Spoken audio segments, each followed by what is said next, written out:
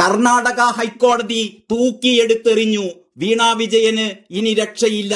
പിന്നാലെ സാക്ഷാൽ വിജയനും അഴികൾക്കുള്ളിലേക്കോ? മാസപ്പടി കേസിൽ SFIO അന്വേഷണം റദ്ദാക്കണമെന്നാവശ്യപ്പെട്ട് മുഖ്യമന്ത്രി പിണറായി വിജയന്റെ മകൾ വീണ വിജയന്റെ കമ്പനിയായ എക്സാലോജിക് നൽകിയ ഹർജി കർണാടക ഹൈക്കോടതി തള്ളി. എക്സാലോജിക്കിന്റെ ഇടപാടുകളിൽ SFIO അന്വേഷണം തുടരാമെന്ന് കർണാടക ഹൈക്കോടതി ഇടക്കാല ഉത്തരവിലൂടെ വ്യക്തമാക്കിയിരിക്കുകയാണ്. ജസ്റ്റിസ് M നാഗപ്രസന്നയുടെ ബെഞ്ചാണ് ഈ ഇടക്കാല വിധി പ്രഖ്യാപിച്ചത്.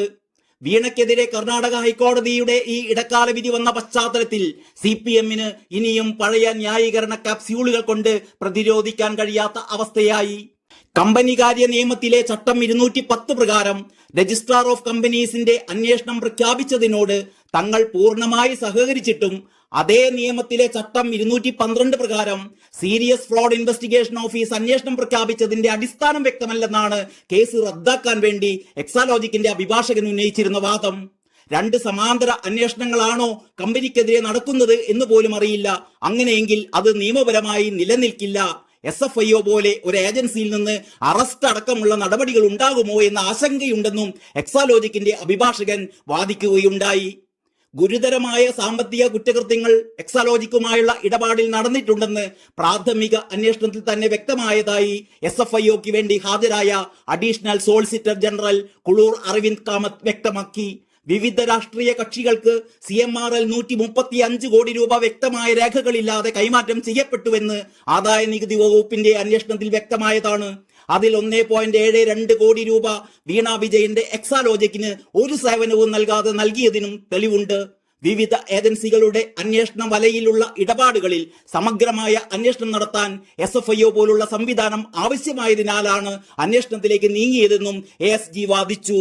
മാസപ്പടി കേസിൽ തെറ്റ് ചെയ്തിട്ടില്ലെങ്കിൽ എന്തിനാണ് വീണ വിജയനും പിണറായി വിജയനും CPMും ഒക്കെ അന്വേഷണത്തെ ഭയപ്പെടുന്നുവെന്നാണ് BJP നേതാവും കേസിലെ പരാതിക്കാരനുമായ ഷോൺ ജോർജ് ചോദിക്കുന്നത്. ഹൈക്കോടതി വിധി സർക്കാരിനേറ്റ തിരിച്ചടിയാണ്.